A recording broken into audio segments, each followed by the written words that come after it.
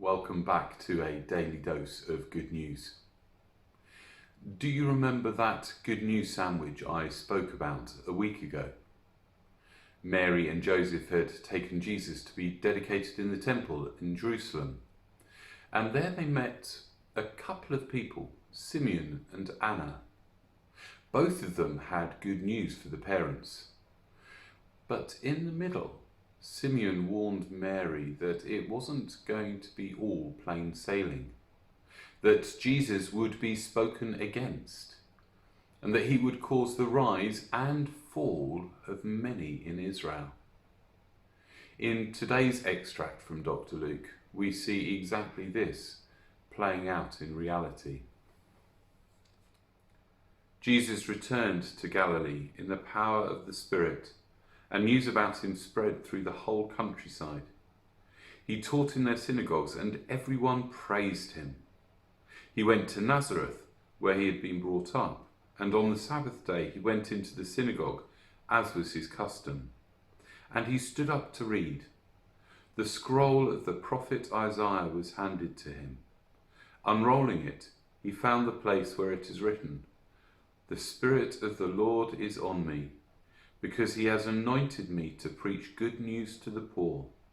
He has sent me to proclaim freedom for the prisoners and recovery of sight for the blind, to release the oppressed, to proclaim the year of the Lord's favour."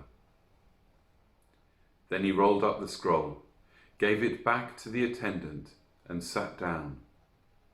The eyes of everyone in the synagogue were fastened on him, and he began by saying to them, "Today this scripture is fulfilled in your hearing."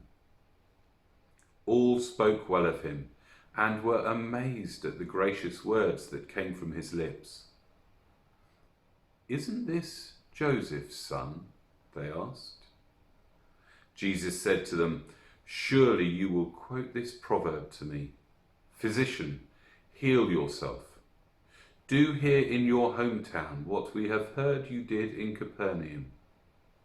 "I tell you the truth," he continued, "no prophet is accepted in his hometown. I assure you that there were many widows in Israel in Elijah's time, when the sky was shut for 3.5 years and there was a severe famine throughout the land. Yet Elijah was not sent to any of them, but to a widow in Zarephath, in the region of Sidon. And there were many in Israel with leprosy in the time of Elisha the prophet, yet not one of them was cleansed, only Naaman the Syrian." All the people in the synagogue were furious when they heard this. They got up, drove him out of the town, and took him to the brow of the hill on which the town was built, in order to throw him down the cliff. But he walked right through the crowd and went on his way. It started off so well, didn't it? Jesus taught in the synagogue and everyone praised him. Jesus is proclaiming freedom for the prisoners, recovery of sight for the blind, release for the oppressed, and God's favour. All spoke well of him.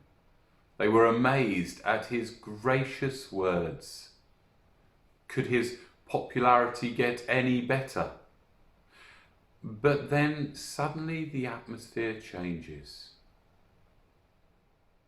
Because Jesus is in his hometown, some of the crowd start remembering back to when he was growing up among them.